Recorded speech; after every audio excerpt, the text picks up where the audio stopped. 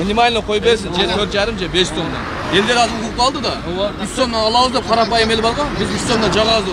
Сузак районунда көмүрдүн баасы 6 сом 50 тыйындан сатылууда. Буга элдик көзөмөлдүн өкүлдөрү нааразы пикирин билдиришти. Анткени башка облустарда 3-4 сомдон сатылат. Бул райондо 6 сомдон сатылууда деп текшерүү иштерин жүргүзгөн. Бизде Бишкекте 3000, Ошто 3000. Эмнеге бизде мамлекеттеги көзөмөлдөр карабайт деп бизге кайрылуу жасалды элдер. Ошол 3000 алабыз, 3000 алабыз деп элдер көп күтүп отурат. Эми 3000 алган көмүрдү туура түшүнүш керек. Бирок жеке ишкерди колдоду, жеке ишкерлерден туура түшүнүш керек. Аларды патент алат, налог алат, машина алат, аяк расходу бар да.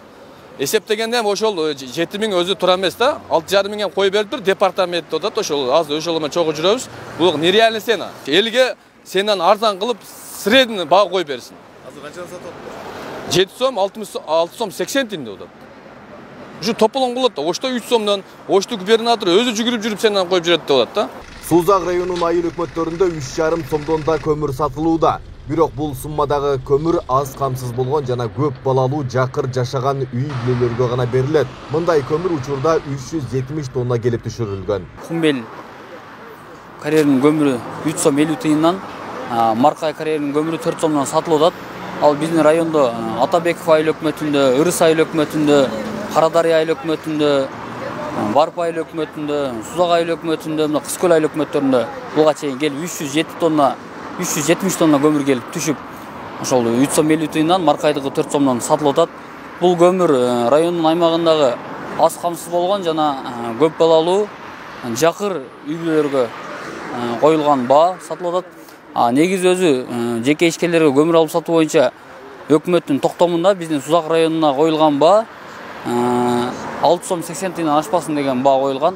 Ал эми сатуучулар болсо 1 тонна көмүр алып келүүдө бир топ чыгымдар бар экендигин айтып, эч канча пайда калбастыгын билдиришүүдө. 30 тыйын, 40 тыйынга иш кыламыз да. Болмасам өзүбүз ham расходубуз бар үйдө. Болмасам ахламайды. Ундан көрө рисковать кылып пулду чачып туруп, уну топлап алыш өзү кыйын. Кегин эттеги бир ага якмаса, алмаштырып бересиз буну.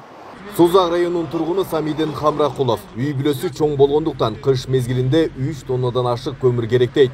Азырынча кара алтынды камдай электигин айткан тургун анын кымбаттыгынан түшөлүүдө. 6 сом деп айтышып атат. Бирок өткөндө бир келгенибизде 6 сом 80 тиын дешип аткан. Ошо 6 сомдон паска түшпөй атат көмүр. Лишний мен өзүмдүн азыр үйүмдө өткен жылгыдан калган остатка көмүрдү жагып атам. Али көмүр ала алган жокмун. Шартыма байланыштуу. Менин семьям чоң.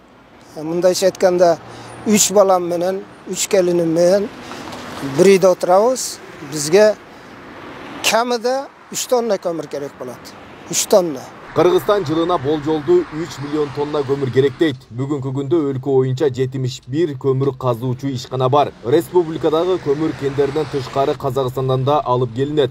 Ал эми кыш мезгилине карата президенттин тапшырмасы менен аймактарда арзан көмүр жеткирүү иштери жүрүп жатканы маалым. Айбек Исабеков, Аскар Маматисаков, регион.